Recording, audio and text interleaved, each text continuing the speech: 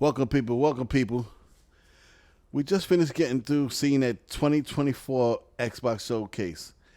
And I wanted to tell you guys, it was a really interesting showcase, but my thing was, did it deserve a 10?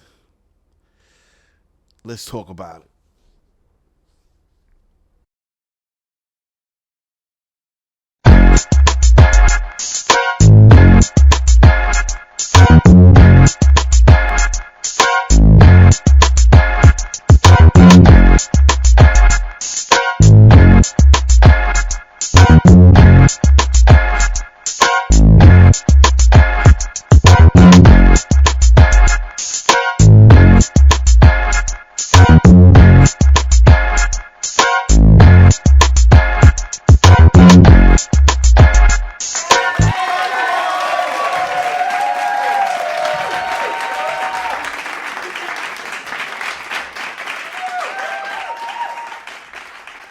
Yo, since the beginning, I've been riding the wave, the birth of the Xbox. That was like in '01. November 15 was the first Xbox, big old VCR type shape. And I loved it. I think I bought the first two or three games that came out, Dead or Alive, Halo, and I forget what was the third game. I think I might have been Camille. And I mean, that was like the Sega, the new Sega to me. Like when Sega left and Xbox came out, I just felt like Microsoft took their spot and kind of revived Dreamcast in the American way. You know what I'm saying? So I don't know, man. I just wish Microsoft still in this showcase would have showed a couple more of the games. Now, as you can see, that they got this Halo Mega Blocks or Lego, and what happened to that? I mean, what are they doing? Like, are they this shit really right?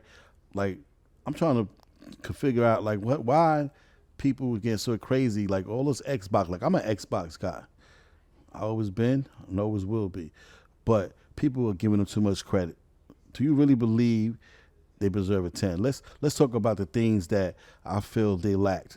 All right, now Killer Instinct is a real great game that they brought back, but they haven't did anything after that. You know what I'm saying? Like I heard they hired the guys that actually helped them bring it back out. But where they at? Where's it at? Why didn't show something with that? All right, Camille also. That's another game that I mean, think about it. If they would use the technology they got now, how good that game go. Even if they did a remake, what are they doing? Like, there's a lot of players that love platformers, and they just lacking on that. I haven't seen them really go into that kind of stuff. You know, Sony's last show with the Astrobot, people was knocking Sony because they didn't show, but that game really, out of all the games they showed, that people was looking for that to see like, oh yeah, that's gonna be like the hottest game out, and it looked like it was really good. But that's what I was trying to figure out with Microsoft. They got all these IPs they sitting on, and they haven't really used their IPs. I mean, let's talk about this too, man. Like, come on, they got Activision, and what did they show from Activision? Just Call of Duty. I mean, it's Call of Duty is fun. Pick up and run around and play some multiplayer. You know, they little campaigns. It's okay. You know what I'm saying? I enjoy them, but you play one or two of them, you play them all. That's how I feel about it. There's a couple of them I still got to dig into. Maybe I might change my opinion, but at the end of the day, they bought Activision for all that money, and they only showed one game from Activision. But Bethesda, they showed a lot of games. So I nod them for making that decision of buying that company.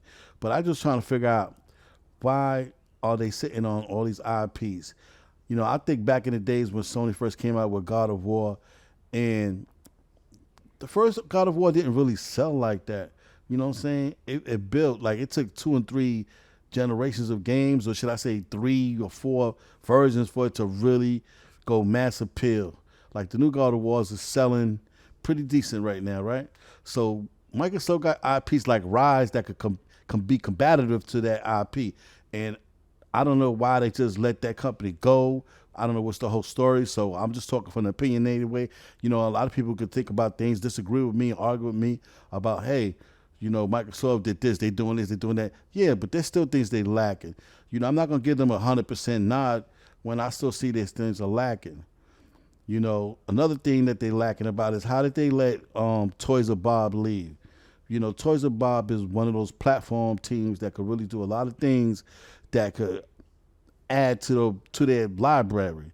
And with Game Pass, they could give them a lot of test kind of games and see where they go from there. And make short games, platform games, and see where it go.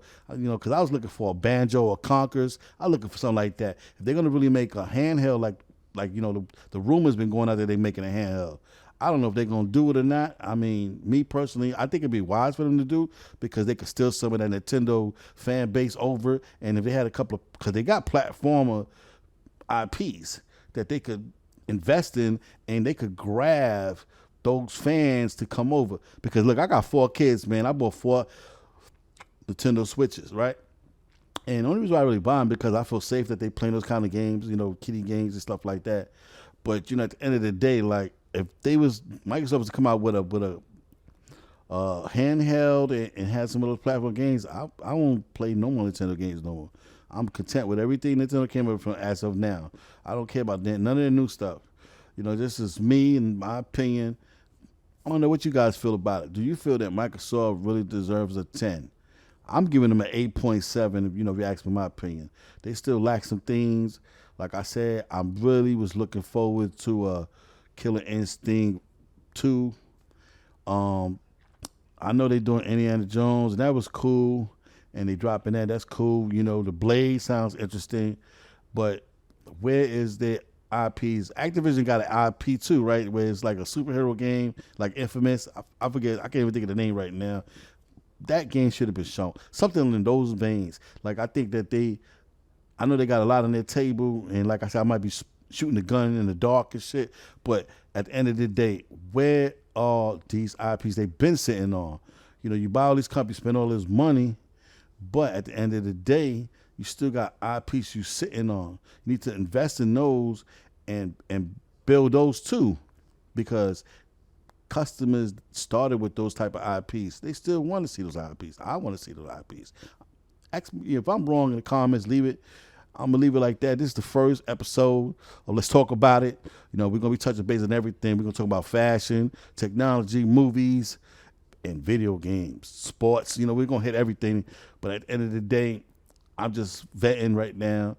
And I just want you guys to leave your opinions and tell me, you know, what you feel about the show. Did you feel that it deserved a 10 or a 9 or an 8? Or you feel it was flunky? Now, I know these ponies will come in and give it less than a 7. It definitely ain't no less than an 8.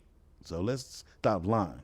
But anyway, have a good day, guys. Peace. Subscribe to your boy, Bloody. Love y'all. Stay up.